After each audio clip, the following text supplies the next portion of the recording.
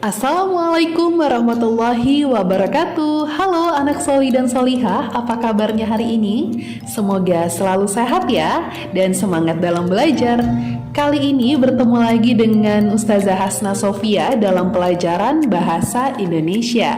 Apa yang akan kita pelajari? Yuk kita ikuti slide selanjutnya. Baiklah anak-anakku sekalian, pada video kali ini kita akan belajar mengenai cara berpidato yang baik dan benar. Yuk kita belajar. Ada 4 metode berpidato, apa saja? Yang pertama, metode naskah atau skrip. Nah, metode naskah ini merupakan metode berpidato dengan membaca naskah. Dengan metode ini, kalian bisa membawa naskah yang telah dibuat saat berpidato. Yang kedua, ada metode memoriter atau hafalan, yaitu berpidato dengan menghafal naskah. Jadi, naskah yang telah kalian buat, kalian hafalkan terlebih dahulu sebelum kalian menyampaikan pidato tersebut. Yang ketiga, metode ekstemporer, yaitu berpidato dengan menyiapkan garis besar. Nah, sebelum kalian berpidato, kalian perlu menyiapkan catatan kecil yang berisi garis-garis besar yang ingin disampaikan. Itu dia yang dimaksud dengan metode ekstemporer. Dan yang terakhir adalah metode impromptu. Nah, metode ini dilakukan dengan spontanitas dan tanpa memerlukan persiapan terlebih dahulu. Semisal, kalian hadir dalam suatu acara yang mengharuskan kalian berpidato dan itu dadakan.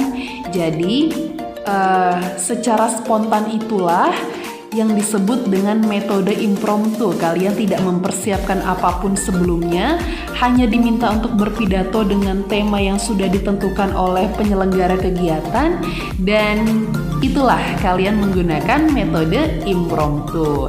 Itu dia tadi 4 metode berpidato. Nah, setelah kita mengetahui metode berpidato, nantinya kalian Ustazah minta satu persatu akan berpidato. Dan apa saja yang perlu diperhatikan saat menyampaikan pidato? Yang pertama, kesesuaian hubungan antara bagian pidato.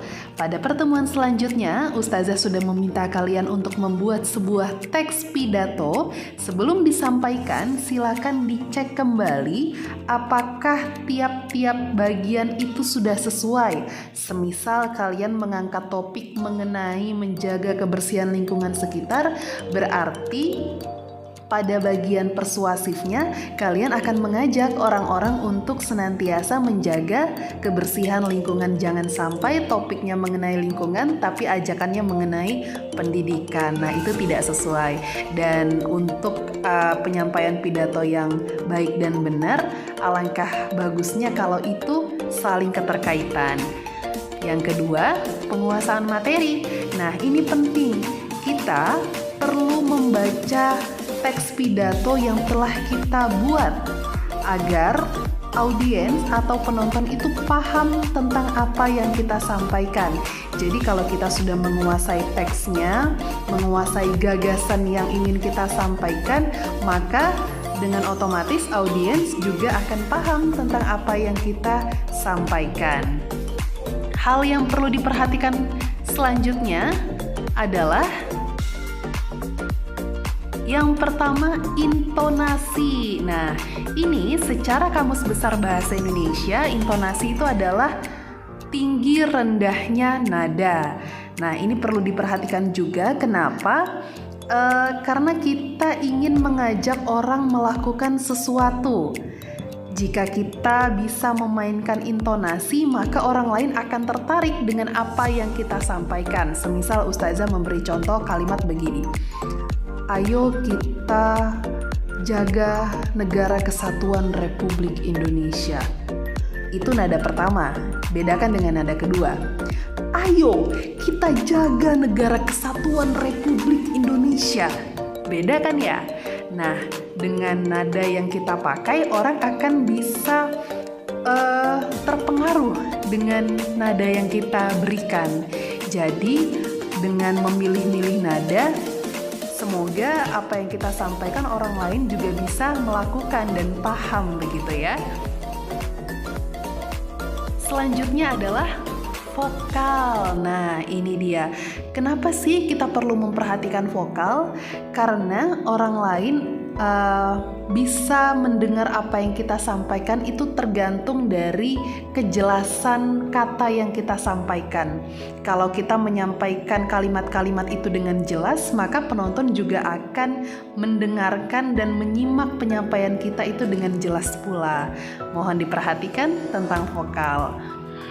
Dan yang terakhir adalah ekspresi. Nah, jadi kita perlu memperhatikan wajah kita saat berpidato. Ya, apabila kita menyampaikan hal yang bersemangat, ekspresi kita harus seperti apa? Bila kita menyampaikan hal-hal yang berupa informasi saja, ekspresi kita harus seperti apa? Itu perlu disesuaikan. Baik, itu saja. Ustazah mengambil sebuah hadis dari Abdullah bin Amr radhiyallahu taala anhu bahwa Nabi Shallallahu alaihi wasallam bersabda, "Sampaikanlah dariku walau hanya satu ayat." Jadi nilai ukhrawi pada KD kali ini adalah menyampaikan walaupun hanya satu ayat. Di dalam berpidato ada hal yang kita sampaikan, ada kebaikan yang kita sampaikan, dan semoga saja kita bisa menyampaikan kebaikan-kebaikan itu. Walaupun hanya satu kebaikan, insya Allah itu bernilai pahala di sisi Allah Subhanahu wa Ta'ala. Jadi jangan menyerah untuk menyampaikan kebaikan kepada orang banyak. Terima kasih atas perhatiannya.